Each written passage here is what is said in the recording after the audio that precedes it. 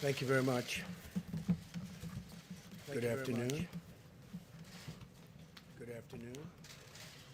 We continue to see a number of positive signs that the virus has passed its peak. It's been very devastating all over the world, 184 countries, probably more. The number was as of a week ago.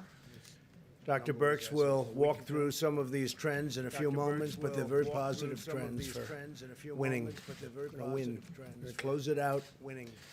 While we mourn the tragic loss of life, and you can't mourn it any stronger than we're mourning it, the United States has produced dramatically better health outcomes than any other country, with the possible exception of Germany, and I think we're as good or better. On a per capita basis, remember that, on a per capita basis, our mortality rate is far lower than other nations of Western Europe, with the lone exception of possibly Germany. This includes the UK, Switzerland, Belgium, the Netherlands, Italy, France. Spain, for example, has a mortality rate that is nearly 4 times that of the United States. But you don't hear that. You hear we have more deaths. But we're a much bigger country than any of those countries, by far. So when the fake news gets out there and they start talking about the United States as number one, but we're not number one, China's number one, just so you understand. China's number one by a lot. It's not even close. They're way ahead of us in terms of death. It's not even close. You know it. I know it. They know it. But you don't want to report it. Why? You'll have to explain that. Someday I'll explain that. Since we released the guidelines to open up America again, and this was 2 days ago, a number of states led by both Democrat and Republican governors have announced concrete steps to begin a safe, gradual, and phased opening. Texas and Vermont will allow certain businesses to open on Monday while still requiring appropriate social distancing precautions. And I can tell you the governor of Texas, Greg Abbott, he knows what he's doing. He's a great governor. He knows exactly what he's doing. Montana will begin lifting restrictions on Friday. Ohio, North Dakota, and Idaho have advised non-essential businesses to prepare for a phased opening starting May 1st. Throughout this crisis, my administration has taken unprecedented actions to rush economic relief to our citizens. As an example, you don't hear anymore about ventilators. What happened to the ventilators? And now they're giving you the other. It's called testing. But they don't want to use all of the capacity that we've created. We have tremendous capacity. Dr. Birx will be explaining that. They know that. The governors know that. The Democrat governors know that. They're the ones that are complaining. Through the Paycheck Protection Program, we've already processed nearly $350 billion to 1.6 million small businesses across the nation to keep American workers on the payroll. So we're asking the Democrats to get it done. This should be bipartisan. This should be 100% vote. And it's really been incredible. The $350 billion that's been approved is so popular, and it's keeping businesses open. They'll be open, hopefully forever. Our swift action is directly supporting 30 million American jobs. Amy Wright from North Carolina, as an example, said the program is a game changer for her and her family. It's coffee shops, and she has 120 employees, many of whom have developmental and intellectual disabilities. And now they're all staying, and they're getting paid, and she's got a dream, and it's going to take place very quickly when she opens again. So, Amy, good luck. North Carolina, great place. Scott and Julie Alderink help lead a church and own a restaurant in South Dakota with about 15 employees. They were already starting layoffs. Layoffs were moving along rapidly. But now they've hired their employees back, and they can keep their restaurant open, and it'll be moving quickly, very quickly, as opposed to not having anybody and probably not having a place to have all of these people employed. She would have been out of business. She would have been gone. The Paycheck Protection Program funding is now fully drained. It's out. It's gone. $350 billion to small businesses. And in turn, it goes to the employees of those small businesses. Lawmakers must stop blocking these funds and replenish the program without delay. The Democrats have to come on board. I used to read that these were Democrat programs, not Republican. Seems to have switched around a lot, hasn't it, huh? Switched around a lot. The Republicans want it. I think the Democrats probably do too. But they also want other things that are unacceptable. This is about COVID. This is about the plague and what it's done to us. This isn't about extraneous things that they've been trying to get for years and that our country doesn't want them to have. As we enter the next stage of our battle, we are continuing our relentless effort to destroy the virus. My administration is taking steps to protect high-risk communities by providing funding for 13,000 community health center sites and mobile medical stations in order to equip them with the most advanced and robust testing capabilities. These sites are incredible. What they can do is incredible. The job they do is incredible. These centers provide care to 28 million people living in medically underserved urban and rural regions, including many African American and Hispanic communities. We're taking care of them. And it's so important because you've all been reading about the disproportionate numbers on African American, and you're reading a little bit less about Hispanic, but likewise Hispanic communities. The numbers are disproportionate. In fact, we're doing big studies on it right now. We don't like it. Not right. Nationwide, we've now conducted over 4 million tests, and Deborah will be talking about that. It's double the number conducted by any other country on Earth. So that's more than 2 times, actually, the number conducted by any other country on Earth. You hear so much about testing. What we've done is incredible in testing. And I started with an obsolete, broken system from a previous administration or administrations. But I would really say administration for a different reason, because testing has become so advanced over the last number of years. And we have the most advanced of all. I spoke with other nations this morning, the leaders, and they all are talking about our great testing capability, and some of them want to know what to do. How can they get involved, because they need it for their own countries. In Louisiana, Massachusetts, Rhode Island, New York, and other hotspots, we have also tested more people per capita, by far, than Italy, Spain, Germany, France, and the United Kingdom, and all other major countries. So think of that. In New York, for instance, per capita testing is 6% higher than in Singapore. In fact, there's a typo. It's 67% higher. There's a big difference. I'd say there's a big difference between 6% and 60%. I was looking, I said, 6% doesn't look too good. It's 67%. Good job out there. Higher than Singapore, 64% higher than South Korea, and 47% higher than Australia. So it's 67% higher than Singapore, which is a very advanced place in terms of what they're doing. My administration has also been speaking frequently with many of the governors to help them find and unlock the vast unused testing capacity that exists in their states.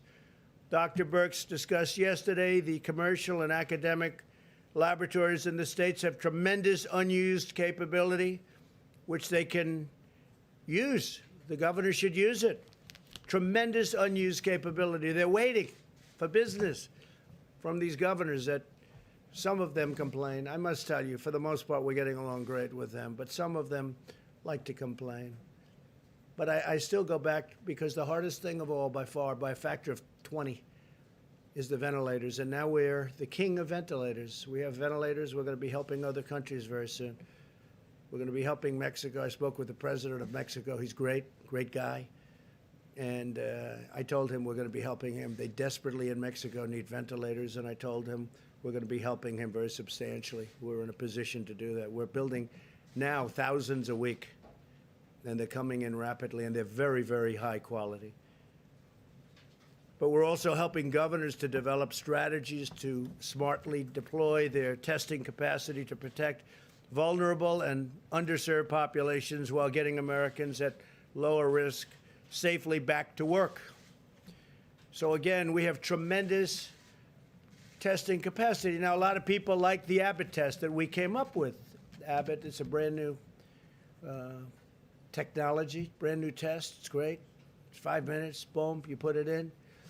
And we're making thousands of machines. Abbott is making thousands and thousands of machines, but not everybody's going to get that one, but they're going to get others. We have numerous platforms, which we'll talk about in a minute. Unfortunately, some partisan voices are attempting to politicize the issue of testing, which they shouldn't be doing, because I inherited broken junk, just as they did with ventilators, where we had virtually none, and the hospitals were empty. For the most part, the hospitals didn't have ventilators. We had to take care of the whole country, and we did a job, the likes of which nobody. We assembled an army of young, brilliant people. For the most part, young, a couple of older ones. But for the most part, they were young, brilliant geniuses that did a job like nobody would believe. I wish you could have seen it. Round the clock. And now the rest of the world's coming to us asking if we could help them with ventilators, because they're very complicated, very expensive. They're very hard to build. And we have them coming in by the thousands. But you don't hear that from even the governors. Nobody's complaining about ventilators. And if there was a surge, we could have ventilators to them within hours, because we have in stockpile almost 10,000 ventilators. You don't hear about hospital beds. When I first started, everyone was talking, oh, hospital beds, hospital beds. The governor of New York correctly asked me for hospital beds, and we got the Army Corps of Engineers out, and they built them. He needed them. I mean, I know he said that we were projecting. We're not projecting New York. We're listening to the governors. He wanted them. He needed them, and we gave him thousands of beds in Javits Center. We brought the ship. Then the ship, we had it converted to a COVID-19, and that was a big deal, by the way, because of ventilation and all the things we had to do, but we did. And fortunately for him and for us, all of us, they haven't used either one very much because the numbers have gone down significantly, but it was there, and it was built, and it was beautiful. 2,900 beds. It was incredible what they did. They did it in a matter of a few days. But unfortunately, and it was very good, the relationship was very good. And I'm frankly glad they don't need them, but they were there.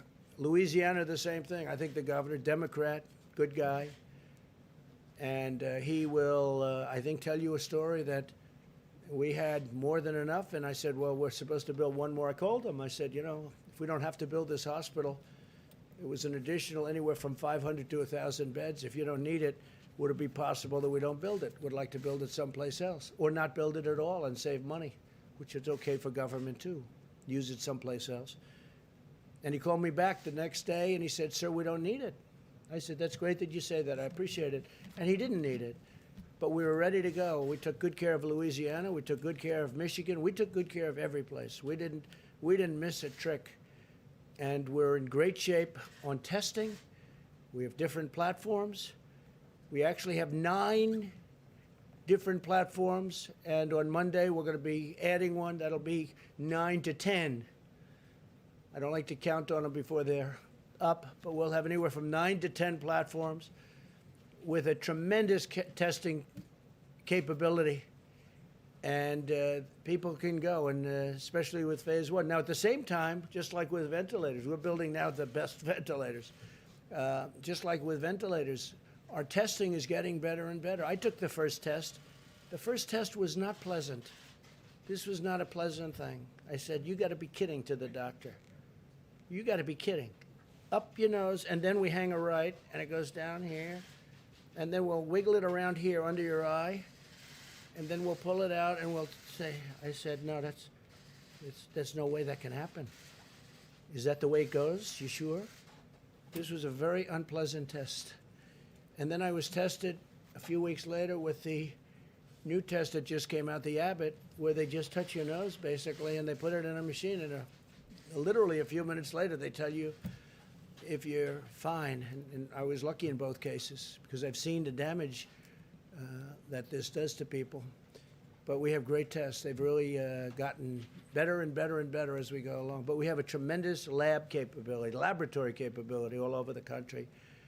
And for some reason, the governors, they're not, a lot of them are, but some of the governors like to complain and they're not using it. We have tremendous capability. We're ready for them. And as we go along, just like with the ventilators, we'll get better, more advanced, and we'll be able to do things that nobody would have even believed possible. But we started off with a broken system. We inherited a broken, terrible system. And I always say it, our cupboards were bare. We had very little in our stockpile. Now we're loaded up. And we also loaded up these hospitals. And, we're talking about payment. We gave billions of dollars worth of things to hospitals. And we'll have to work that out at some point. In fact, I guess they're going to be working that out with Congress. But we loaded up hospitals. The federal government loaded up hospitals with things to take care of people that are very desperately ill. We weren't worried about payment at that time. We said, you'll take care of it at the right time.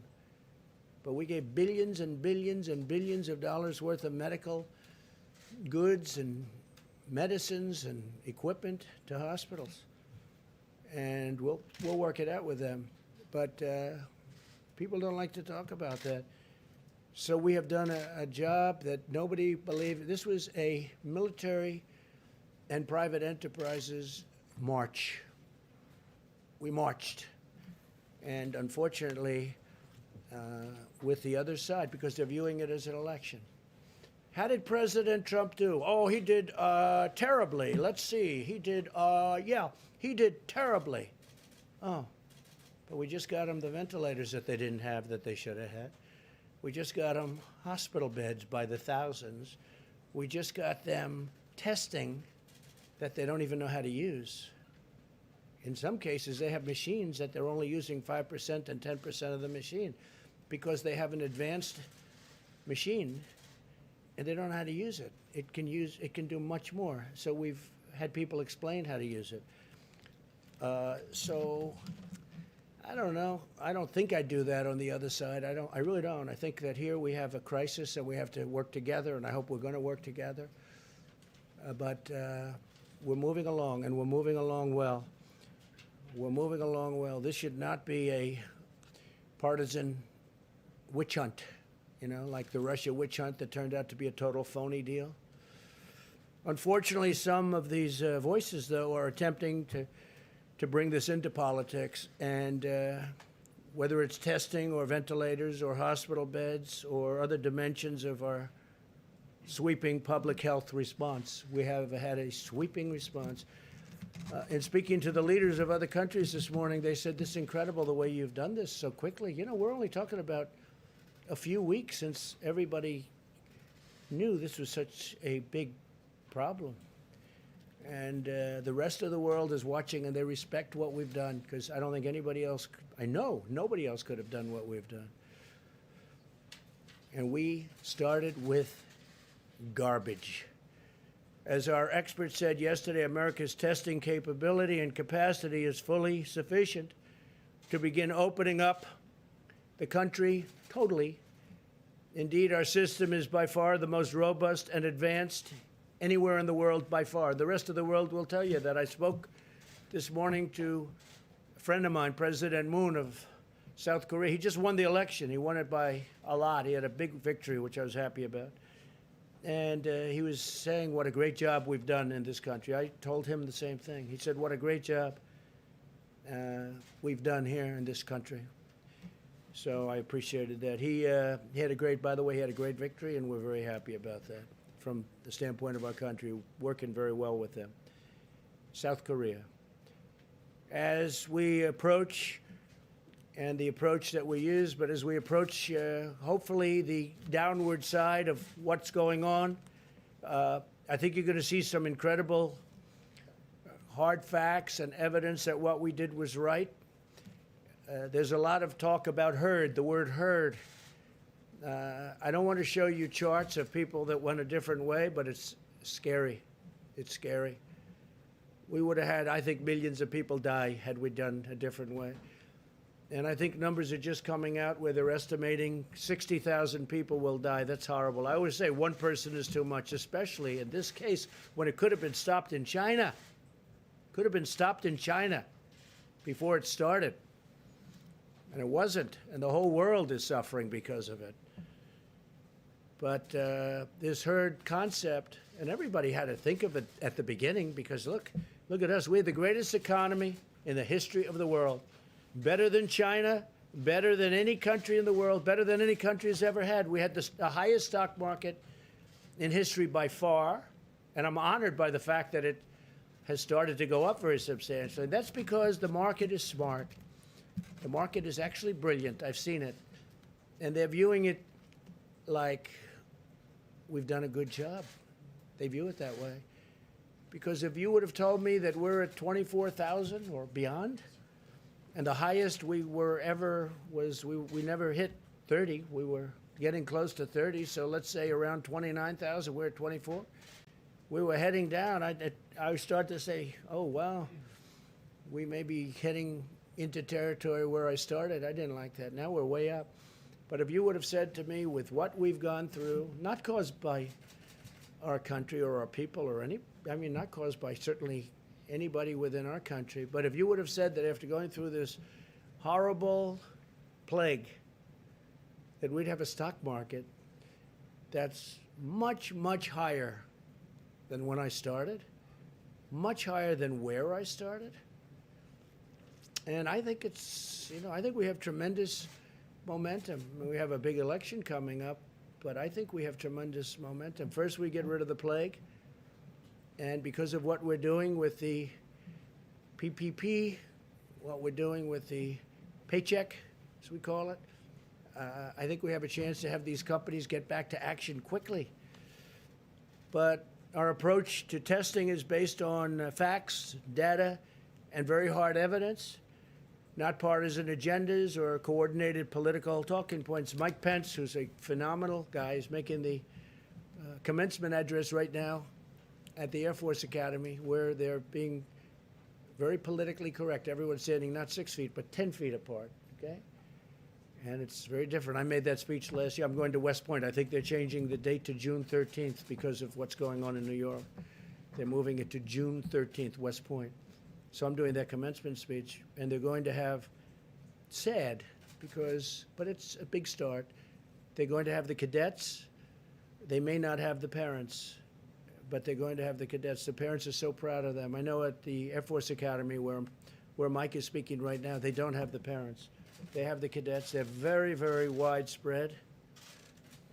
And you talk about social distancing. I mean, they are really spread. I looked at it. They're using 10 feet. So he's doing that, but they're having it. It's very important to have it. And that's a great thing. That's a great thing. That's a big start. So he's there right now, and I will tell you, he's a gentleman, Mike Pence, a real gentleman. And the Democrat senators requested a phone call with him yesterday. And I think they had, for the most part, all of them on, like approximately 47. I heard it was just about all of them, whatever it might be. I don't want to be wrong by 1 or 2 or 10 and have the press say, he lied, that he told a lie. Terrible, terrible, whatever it was. But they have 47, and I guess most of them were on. I heard they were so rude. I used a term today. I said rude and nasty, but I heard they were so rude. No matter what he said, which was all very positive in terms of winning this battle against the invisible enemy, no matter what he said, they were fresh, they were nasty, and it was, I heard, just a terrible thing. And I said, Mike, that's politics. That's what it is. if we came into this room today and said the battle is over, we have won, it's 100% gone, the Democrats would say the president has done a horrible job. He has done a disgraceful job. It is a shame how bad he is. You know, this is the talking points. This is political, and it would be nice not to have that, especially when we've done the job we've done. I mean, all you have to do is look at the big V for victory or V for ventilator. Take a look at it. Everybody said they had us on that. They had us. They thought they had us, but we got them done at numbers that nobody would have believed. And we did use our act, our production act, and we used it, but we didn't use it. We didn't need it like a hammer. All we had to do, for the most part, we used it actually in a number of cases, but for the most part, all we had to do is talk about it. All we had to do is say, we're going to use it if you don't do this. And everybody was, you know, for the most part, good. We used it a couple of times because it didn't work out the easy way, but it worked out the hard way. But whether it was masks or ventilators, it was incredible what we've been able to do. So this is a very critical time for the American people, and the American people deserve real information and responsible and thoughtful dialogue from their elected leaders and from the media. The media's been some very honest, but some very dishonest. You know that. You know that. I mean, I even read a story where Mark Meadows, this tough guy, he was crying. He was crying. There was a Maggie Haberman. You know, she won a Pulitzer Prize for her coverage of Russia, but she was wrong in Russia. So was everyone else. They should all give back their Pulitzer Prizes. In fact, it turned out that the crime was committed by the other side. The crime was not committed by this side. It was committed by the other side, a bunch of bad people. You saw the reports coming out over the last 2 weeks. They got caught. So Maggie Haberman gets a Pulitzer Prize. She's a third-rate reporter, New York Times. And we put her name up here last week. You saw that. People thought it was a commercial. It wasn't a commercial. It's like a commercial, but it wasn't a commercial. It was just clips. And because we exposed her as being a bad reporter, what happened is she came out and said, Mark Meadows was crying, and they made it sound. I said, Mark, and it's okay if he did. I wouldn't, you know, look. But I think he was crying probably really for the wrong reason they had it down. But he's not a crier. And if he was, I've known criers. I could tell you people that you know that are very famous, they cry, and that's okay too. But it was a nasty story in so many ways. It was fake news. And she only did it because we exposed her for being a terrible, dishonest reporter. She is. I've known her for a long while. I haven't spoken to her a long time. I made the mistake. I take a picture with her at the desk a long time ago. Every time she does a story, if I say, I haven't spoken to her in many months, maybe years. I don't speak to her. She's fake. A lot of people are fake. A lot of people. We get a lot of fake people. But what happens is she writes this story as retribution, puts it in the New York Times, and the New York Times is a very dishonest newspaper. It's my opinion. It's not an opinion. It's actually, from my standpoint, you know, the very hard thing to figure, though, most people wouldn't know that, but I know because I know the facts. And they make up, I said it today, they make up words. Sources say, most often used, sources say. You know what sources say means? Sources say means they have nobody, and they make it up, okay? And they have a few other type statements that mean the same thing. But sources say is the most often used expression in the Washington Post, New York Times especially, CNN, fake news, CNN. They should really be mandated, and I mean mandated, to use a name. If there's a source, use a name. Say that Kayleigh McEnany said, or somebody. And you'd find out that the, number one, the source wouldn't say it. The sources don't exist. I don't believe the sources exist.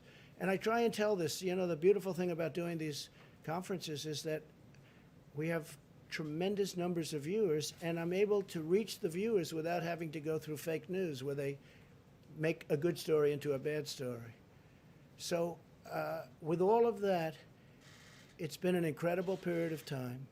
We've done a fantastic job with the talk of other nations. The leaders of other nations are calling us for help.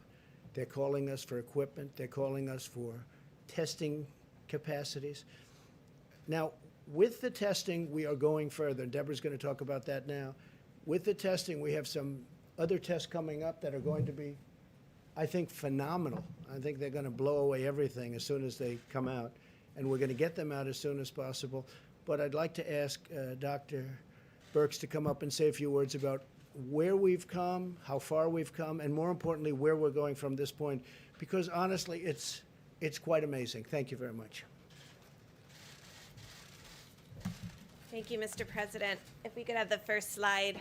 I wanted to give you an update on where we are as states and as counties and as cities. I know you all are watching carefully. The numbers have shifted over the last few days. What happens when when states change the reporting from confirmed to probable, so now all probable cases are included, they had to add them back in. Even though the cases may have been from March, they were added over 14th, 15th, and 16th of April, and states may continue to be adding them. Eventually, we're hoping that those get accounted for on the day when the presumptive cases or the probable cases were counted, but right now they're added in one fell swoop. So this is New York and New Jersey, and I think we all know how difficult and what a difficult time both New York and New Jersey have had. I call your attention to the axis. It goes up to 250,000 cases, so you can get a frame of how we're talking about some of the other metro areas. Next slide. These are the 25 metro areas, the top 25 metro areas, and you can only see the New York metro area in this slide.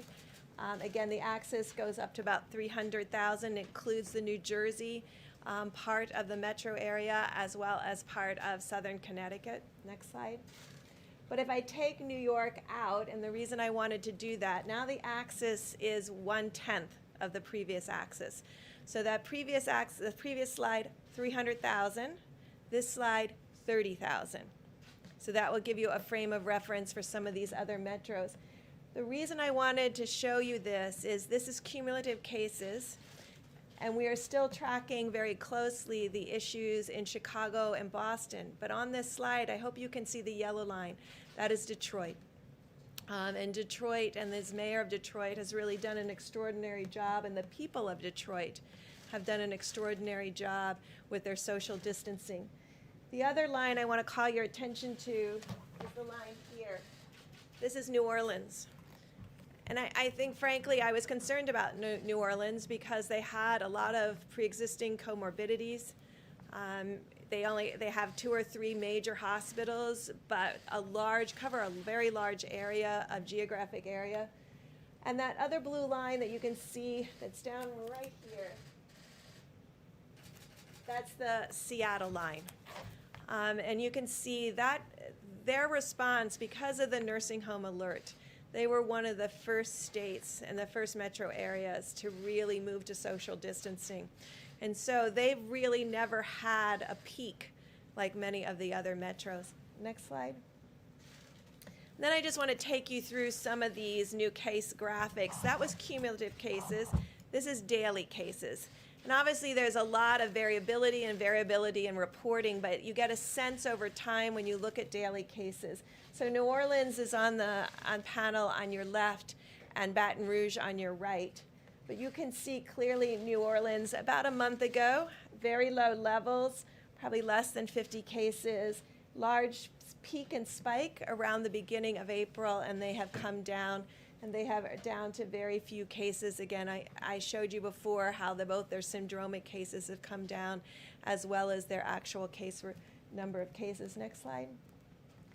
This is Seattle. So you can see they had a much lower peak. And this is when we talk about flattening the curve. This is what flattening the curve looks like. It becomes a longer, slower decline, but it never gets very high and then goes back down. Next slide. And then this is Detroit. And we always look at the metros as a consolidated. So this is both Wayne and Oakland in Michigan. And we really want to thank the mayor for the incredible job that they have done to really ensure that everyone is receiving the adequate health care and testing. And they've done quite a good job with testing in Michigan, but all of these states, Louisiana and New York, have tested 30,000 per million inhabitants. Those are some of our highest numbers across the board. And next slide. And so the president talked about the case fatality rates, and we've lost a lot of Americans to this disease, and we pray and hope for each one of them that are in the hospitals and the excellent care. What this graph illustrates is the amazing work of the American people to really adhere to social distancing. This was nothing we had ever attempted to do as a nation, and the world hadn't attempted to do. But they were able to decrease the number of cases so that in general, most of the metro areas never had an issue of complete crisis care of all of their hospitals in a region. And so you can see our case fatality rate is about half to a third of many of the other countries. Excuse me, does anybody really believe this number? Does anybody really believe this number? I put China on there so you could see how basically unrealistic this could be. When highly developed healthcare delivery systems of the United Kingdom and France and Belgium and Italy and Spain with extraordinary doctors and nurses and equipment have case fatality rates in the 20s up to 45, and Belgium is extraordinarily competent healthcare delivery system, and then China at 0.33. You realize that these numbers, then this includes the doubled number out of Wuhan. And so I want it really to put it in perspective, but I wanted you also to see how great the care has been for every American that has been hospitalized, and the extraordinary work of our doctors and nurses and our laboratorians on the front line who have been doing an excellent job. Next slide. And then we also wanted to show... Also the number for Iran. Does anybody really believe that number? You see what's going on over there. Does anybody, you put that slide back if you would. Does anybody believe this number? Does anybody believe this number? You saw more and this is why bags on television than that. This is why the reporting is so important. And I think you remember almost 6 weeks ago, maybe a month ago, I was telling you what Italy was showing to us and what France was telling to us and the warnings that they gave to us and said, be very careful. There's an extraordinary high mortality among people with pre-existing conditions. And we used their information to bring that to the American people. That alert before we even had significant cases, came from our European colleagues on the front line. And that's why we keep coming back to how important in a pandemic and a new disease, it's really critical to have that level of transparency because it changes how we work as a nation. It allowed us on over March 15th to make an alert out there about vulnerable individuals and the need to protect them. And my call out to millennials to really protect their parents, protect their grandparents, and get that information out to everyone, that there were pre-existing conditions that put people at greater risk. That information came from our European colleagues who were in the midst of their battle themselves. And so there is never an excuse to not share information. When you are the first country to have an outbreak, you really have a moral obligation to the world to not only talk about it, but provide that information that's critical to the rest of the world to really respond to this credibly. And I really want to thank our European colleagues who worked so hard to get us that information, even in the midst of their own tragedies. And I think that really shows how important transparency is. And we go to the next slide. We can show you this really encouraging and great news. So we know that fatalities will continue to lag because people are in hospitals still, and some are still in intensive care units. But these COVID-like illnesses, this is our hospitalizations that are related to flu per 100,000 Americans. This is this year's flu season, and you can see our COVID-like illnesses, and this is all of them, probable and confirmed cases. Our hospitalizations are declining. Now, I showed you metros that have made tremendous progress. And we've been up here many times talking about it being 6, 10, 15 additional cities. And now we're really just focused on Chicago and Boston and Massachusetts and really some issues that Providence is starting to improve now, so their relationship to the two large outbreak cities. But this is really reassuring to us of the progress we're making across the country against this disease. And I just really want to conclude by thanking again the American people for making these type of graphics possible.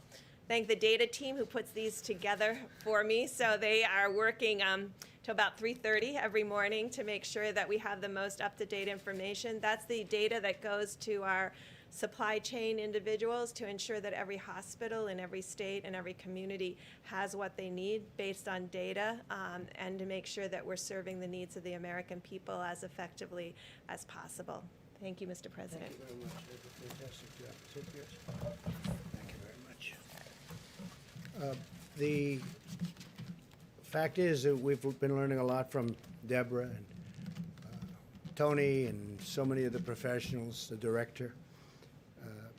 PEPFAR, we're spending the United States, with that help, to the best of my knowledge, mostly in Africa, $6 billion a year, and that's on AIDS.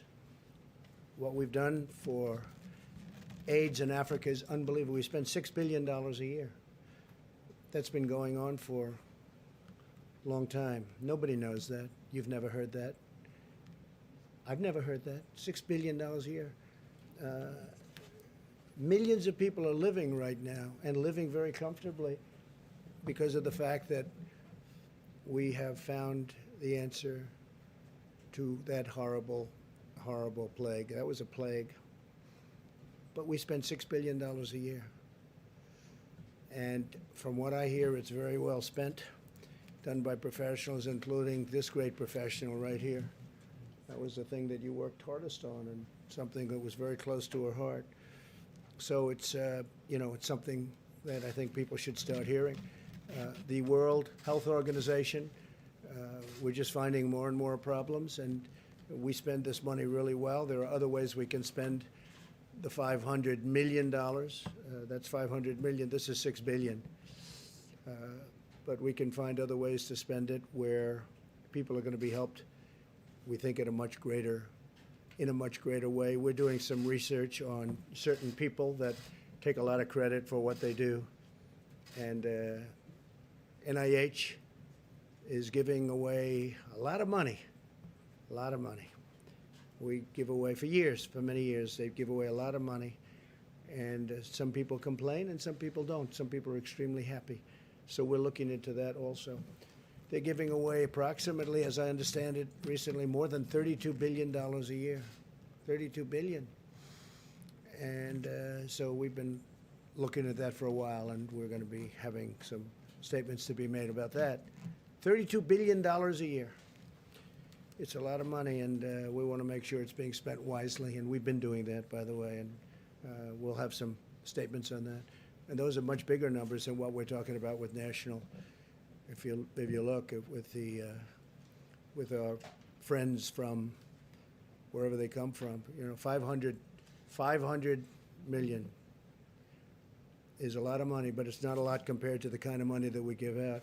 I think over the years it's been averaging about $32 billion. $32 billion. So we've had our eye on that one for a while. We also talked about the lab in China, where I guess 3.7 million was given some time ago, and we're looking at that very closely. Chief of Staff has that pretty much under control, but it's money that, too bad it got spent there. But that was spent, what year was that, Mark?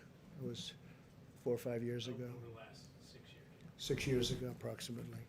So we're looking at that, and that's the lab that people are talking about.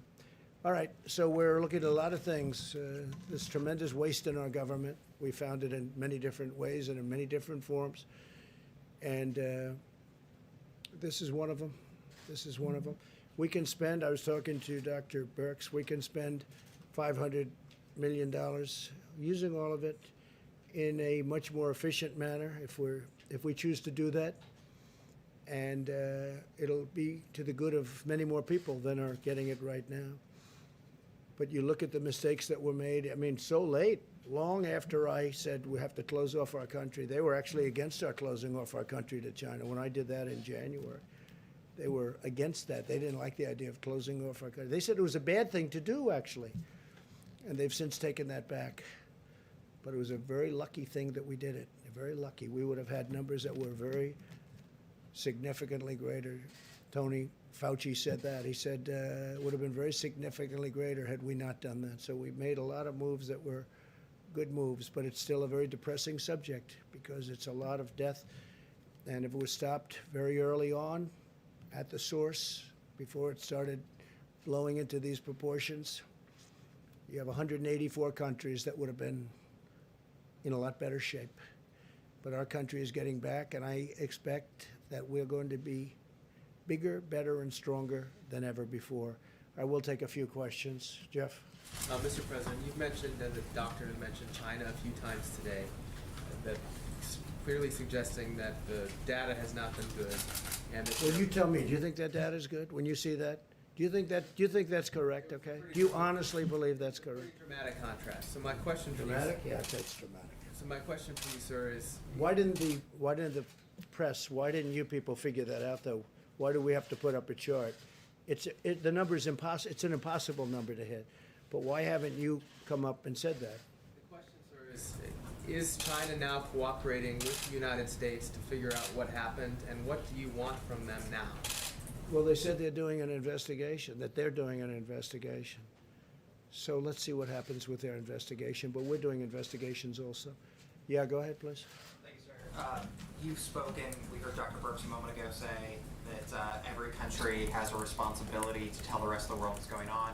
You've talked repeatedly about how this could have been stopped in the past. I know you don't want to telegraph what you would do, but do you think that there should be some consequences if in the end, China was responsible for all of this? Well, if they were knowingly responsible, certainly. If it was a mistake is a mistake. But if they were knowingly responsible, yeah, then there should be consequences. You're talking about, potentially lives like nobody's seen since 1917.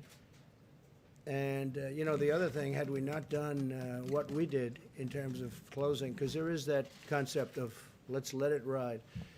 But at some point, I'm going to have to, I don't want to embarrass countries that I like and leaders that I like, but you have to see some of these numbers. In my opinion, so we're talking about maybe 60,000 or so. That's a lot of people, but that's 100,000 was the minimum we thought that we could get to, and we will be lower than that number, anywhere from 100 to 220,000 people. But I really believe it could have been billions of people had we not done what we did. We made a lot of good decisions, but one of those things. Go ahead. Have you ruled out that this was an unknowing situation? Have you ruled I haven't out that ruled there was out no- anything. I want to Okay. look at the facts as they come in. No, I want to look at the facts, please. Thank you, sir. Thank you very much, Mr. President. Sure. Last week, you claimed that you're in charge of everything, yet the American people don't understand why you're unwilling to use the awesome powers of your presidency to make American companies manufacture the PPE and also the testing equipment that you Who need you to with? implement your recommendations. I know, but who are you on with? I'm with TMN. Recommendations for TMN, what is Talk TMN? Media News. What? My name is Doug Christian with Talk Media News. Yes. Talk Media News. Yeah. And Go ahead, keep reading your question. the thing is how to make companies build these testing equipment so that you can do what you want. Well, we're what doing you that right recommended. now. We're doing it. We're doing it right now with ventilators. We have General Motors. We have General Electric. We have 11 different companies, great companies, building them for us all over the United States. We're starting to make our own gowns, as they call it. We're making some incredible things. And as far as the testing is concerned, most of that now is done in the United States. We're doing it in the United States, our different platforms. And so I just don't think you were listening. Senators were complaining to, Which senators? to Vice President Which Pence senators? yesterday. Which senators? Independent Senator Angus King. He's not an independent, okay? Angus King is worse than any Democrat. Go ahead. But he said that he was livid, actually. Of course he said that, because he's a Democrat, okay? Angus King is not an independent. He uses that term for whatever reason. It's a waste of time. But he's not a very emotive type Oh, of yes, he senator. is. You haven't seen him, okay? You haven't seen him. No. Angus King is a Democrat, and that was totally staged. I heard that, and it was totally staged. Just like you read the question, he read his question. Yeah, please, in the back. Mr. President, I want to ask you about one of your retweets that you. Which one? The one you retweeted from Paul Sperry. Let's see if authorities enforce the social distancing orders for mosques during Ramadan like they did churches during Easter. I'm wondering. Yeah, no, I would like to see that. And, you know, I just spoke with leaders and people that love mosques. They love mosques. And I'm all in favor of that. But I would say that there could be a difference, and we'll have to see what will happen. Because I've seen a great disparity in this country. I've seen a great disparity. I mean, I've seen a very strong anti-Israel bent in Congress with Democrats. It was unthinkable 7 or 8 or 10 years ago, and now they're into a whole different thing between Omar and AOC. I say AOC +3, add them on. You have, I mean, the things that they say about Israel are so bad. And I can't believe it. Now, just a minute. So I would be interested to see that because they go after Christian churches, but they don't tend to go after mosques. And I don't want them to go after mosques, but I do want to see what their bent is. Yes, please, in the back. Mr. President, that in fact Go ahead, that you're please. suggesting that imams wouldn't follow social No, distancing? I think that I just had a call with imams. I just had a call with ministers, rabbis. We had a tremendous call with the faith leaders. No, I don't think that at all. I am somebody that believes in faith, and it matters not what your faith is, but our politicians seem to treat different faiths very differently, and they seem to think, I don't know what happened with our country, but the Christian faith is treated much differently than it was, and I think it's treated very unfairly. Yes, please, go ahead in the back. I just want to ask though if the Let's go. Department of Justice will in fact support. OAN, please. OAN. Thank you, Mr. President. The Paycheck Protection Program saved an estimated 15 million jobs. It's run out of money. The Democrats, specifically Nancy Pelosi, have been blocking that funding. Yeah. Do you know why Speaker Pelosi is dragging her feet on that? Well, she thinks it's politics. I don't think it's good politics. Nancy Pelosi's been blocking it. Schumer's been blocking it. And I think they think it's good politics. I don't think it's good politics. I think it's bad politics, but I don't care about the politics. It's so great for our country because we're going to have all of these companies that are, you know, it's a bigger employer. Let's say it's the same, but essentially it's the same power, all of these small businesses added together as the big companies. It's about 50-50. And it's so important. And they will be scattered if we weren't able to do what we're doing. And essentially, we're giving these small businesses that won't make it, they can't because they're closed. We're giving them money to take care of their employees so when we open, they can get back into business. It's been a very popular plan, even with Democrats. I think it basically passed unanimously twice, the first section, which is $350 billion. So we're trying to get 250. Nancy Pelosi is blocking it. She sits in her house in San Francisco, overlooking the ocean, and she doesn't want to come back. She doesn't want to come back. She doesn't want to come back to D.C. She's got to get back and get this thing approved. It's very important. Please, go ahead. Dr. Birx, if I may, you again praised the American people for doing their bit over the past few weeks. But what goes through your mind when you see photographs of crowded beaches in Florida? Is that a concern for when we start seeing some of these restrictions being lifted? Well, as I described, we go metro by metro, county by county, and so I'd have to link that with a specific county and look at their case rates. I believe the governor and the public health system that Florida has, they have some of the best county public health individuals I have ever had to deal with. They are amazing because I had to work with them under HIV/AIDS. So if the county health directors believe that that's appropriate for their county, then I'm not going to second judge an individual's approach to this because I can't see into every single county and load the low rates. I can just see there's no cases. So I don't know if that's a county with very small cases or not, but I think their county health official would know. And many of the counties, as you know, are really free of this horrible enemy. So we're opening up. You'll be seeing a lot of this country start to open up fairly quickly. Yes, please. Thank you, Mr. President. You mentioned the importance of social distancing, but for example, Stephen Moore, someone you appointed to your Open the Country task force is organizing a protest in Wisconsin, but aren't they in a sense protesting your very own guidelines? Well, we have a flexibility. I didn't see what Stephen said. I can tell you he's a very good economist. He's been calling shots right. He said we need to be the Rosa Parks of government injustices.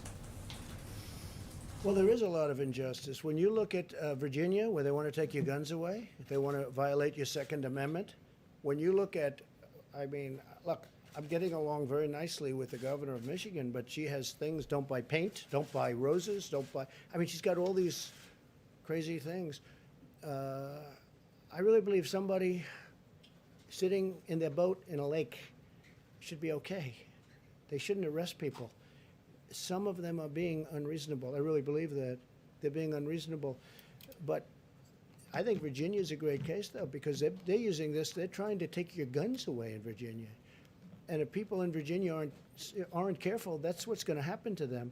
So, yeah, I mean, I could see where he's coming from. I think it's a strong statement, because hopefully this will be over very soon for all of us. But some have gotten carried away. They have absolutely gotten carried away. Some of these protesters are protesting your social distancing guidelines? I don't know. I mean, I notice there are a lot of protests out there. And I just think that some of the governors have gotten carried away. You know, you have a lot of people that don't have to be told to do what they're doing. They've been really doing everything we've asked them. We have a few states where, frankly, I spoke to the governors, and I could have gotten them to do, if I wanted to do what would have been perhaps politically correct. But they've been doing incredibly anyway. And as one of them said, everybody's doing exactly the same. In fact, our record is better than states where they're under a mandate or, you know, where they've agreed to do certain things. Now, we have some great states out there. We have incredible people in our country. And for the most part, that it's a strong statement, but I understand where he's coming from. And I think one of the greats would be one of the really important places that people really have to start looking at is what's going on in Virginia, because that's a mess with a government, with really a governor that's under siege anyway. Yeah, please. Thanks, sir. No, with the beautiful head of white hair. Go ahead. I'll tell you if I like his hair in about a minute after he asks the question. With the Wall Street Journal. On that point, though, does the tweeting about, in the case of Virginia, linking the Second Amendment to some of these issues about lifting some of these restrictions in these states not potentially pose a concern for the governors and civil unrest and potentially in those cases? And I have a second question, too. Well, I think just for that question, I think that's an easy one. That's not even politics. We're entitled to a Second Amendment, and he's trying to take the Second Amendment, meaning that state is trying to take the Democrats in that state. The Republicans are fighting it. They're trying to take that Second Amendment right, that Second Amendment right away. To me, that's liberty. That's when I say liberate Virginia, I would say liberate Virginia when that kind of thing happens. And where does it all stop? So I think it's a very good analogy. Go ahead. Sure. I mean, is this the right time to kind of bring in a Second Amendment issue? I think when they talk about taking your guns away, and if you notice, at the beginning of this pandemic, there were more guns sold, I think, than at almost any time in history. So it's obviously a big issue. And then you have them working and signing documents trying to take your Second Amendment away, essentially. So I do think it's an appropriate time to bring it up. Go ahead, second. This past week, after kind of an extraordinary slew of events from adversaries, North Korea, Russia, China, and Iran, all kind of pushing back on U.S. policy or toying with U.S. military forces. What's your message to some of these countries who may be trying to take advantage? I don't see it. No, I don't see it. We had a very good relationship with Russia. We worked on the oil deal together. I was with, by telephone, King of Saudi Arabia and the President of Russia, Vladimir Putin. We worked out a deal on oil. That was a very important deal to them and to us and to Saudi Arabia. It was in a deadlock. You know it. You covered it very well. Actually, Wall Street Journal covered that very well. I worked with Putin and with the king on that. And President Putin was a total gentleman, and it was very important to get that done. And the king was great. And we actually had to bring in Mexico because Mexico was a lone holdout, and they showed great flexibility. You know the story. No, I think we're doing fine. Yeah, sure. It's North Korea. I see they're testing short-range missiles, and been doing it a long time. I received a nice note from him recently. It was a nice note. I think we're doing fine. Look, if I wasn't elected, you would right now be at war with North Korea, okay? I'll tell you for your people that don't understand the world and they don't understand how life works. If I wasn't elected, you would right now, maybe the war would be over, hopefully with a victory. But if you remember when I first came in, we didn't have ammunition. Not a good way to fight a war. President Obama left us no ammunition, okay? And he left us virtually no medical and ventilators. He left us, the cupboard was dry, right? The cupboard was dry. No, I think right now you'd be at war, essentially, in some form, be over, it would be raging with North Korea if I weren't president. And we're doing just fine with North Korea, just fine. Let's see how it all ends up. You know, in the meantime, they said, oh, Trump's given up. And then they said, oh, really, what's he given up? And they said, I don't know. Then they said, he met. Oh, I met. No, I have a good relationship with Kim Jong-un. That's not a bad thing to have a good relationship. Obama wanted a relationship. He wouldn't meet with Obama. Wouldn't meet with him. Okay, have a good relationship with him. We met at the line. I stepped over the line. The first time anything like that's ever. It's all good. It's good. But when they say, the stupid people, I call them stupid people, or the haters, they say, Trump's given up so much. Really? I've actually increased the sanctions.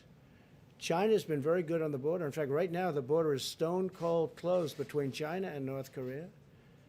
Our relationship with China was good until they did this. Once we found out about this, look, we just made a trade deal where China's going to have to buy $250 billion a year in our product, $50 billion from the farmers, $40 to $50 billion from the farmers.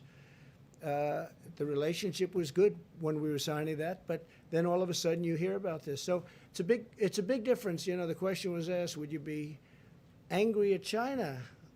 Well, the answer might very well be a very resounding yes, but it depends. Was it a mistake that got out of control, or was it done deliberately? Okay, there's a big difference between those two. In either event, they should have let us go in. You know, we asked to go in very early, and they didn't want us in. I think they were embarrassed. I think they knew it was something bad, and I think they were embarrassed. But, you know, no, I think we're doing very well. Well, so you said Russia, you said China, you said North Korea. Iran. When I came in, Iran was a terror. We had 82 points of fighting. We had 18 points of major confliction. The first week, I said, tell me about Iran. Sir, we have 18 points of confliction, meaning Yemen, Syria, all Iraq. They're going into Iraq all over the place. They're a much different nation right now. I stopped that horrible deal, and they want to talk, except that Kerry violated the Logan Act. He made the deal, and he doesn't want them to make a deal because I would have made a deal, in my opinion, except that John Kerry, who made the deal originally, which was a stupid deal to make, gave him $150 billion, gave him $1.8 billion in cash, in green. That would be more than this room 10 times with $100 bills. You could fill up this room 10 times with $100 bills, and it's not that small a room. And I say he violated the Logan Act. I think it was a major violation. I think we would have had a deal if it wasn't for John Kerry. But he doesn't want to be, number one, embarrassed. Number two, he said, let's wait till after the election. Maybe Sleepy Joe Biden's going to win. And if Sleepy Joe Biden wins, you'll own the United States. And China will own the United States. China's paid us, you know, from the Wall Street Journal, hundreds of billions of dollars. Is that right? Tariffs. And we gave a lot of that money, a small percentage, but a lot of money to the farmers. And it kept the farmers going great. Right? But hundreds, we're getting tens of billions of dollars in tariffs. And by the way, for those of you that say, oh, we're paying, China devalued their currency in order to pay these. We didn't pay. China paid. They don't like to write that. They also added money into their system. So they paid for that. No, I think you have numerous countries waiting to see whether or not Sleepy Joe wins, because if Sleepy Joe won, they own our country. They will take our country. You know, we had, go back 2 months, we had by far, and China was supposed to catch us. You know better than anybody, Wall Street Journal. For years I've heard, by 2019, China will catch us. There's only one problem. Trump got elected in 2016. That was a big difference.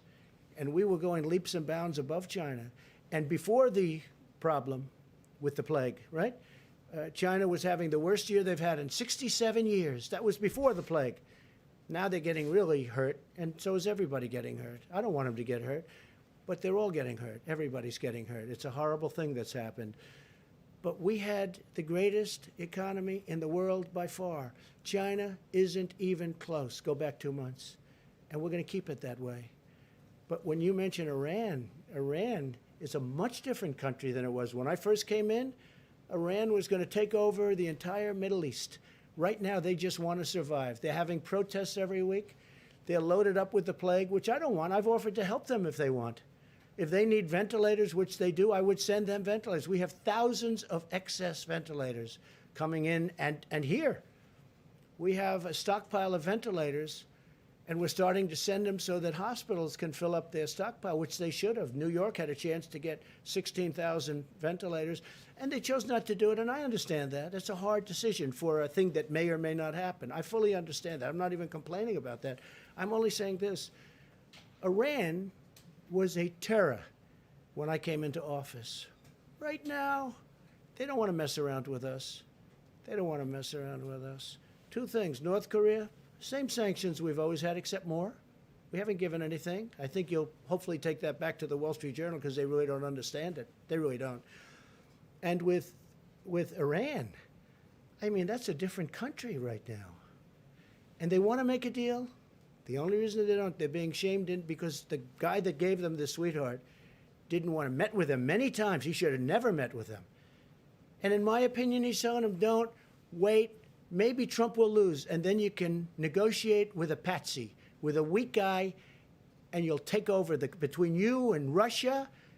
Nobody's been tougher on Putin. He knows it better than anybody. Nobody's been tougher on Putin than me. Look at the sanctions. Look at what I did with their pipeline going into Europe. Nobody even knew about it. I exposed it. Now everybody talks about it. I think it's a terrible thing for Germany to do.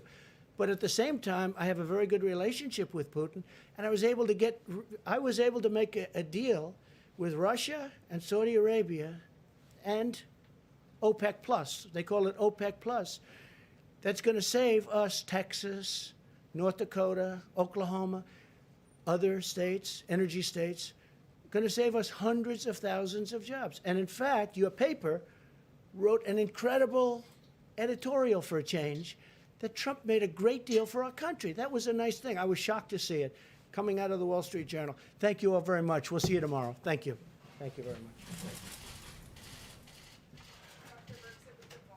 How many asymptomatic people have been tested? Is it possible?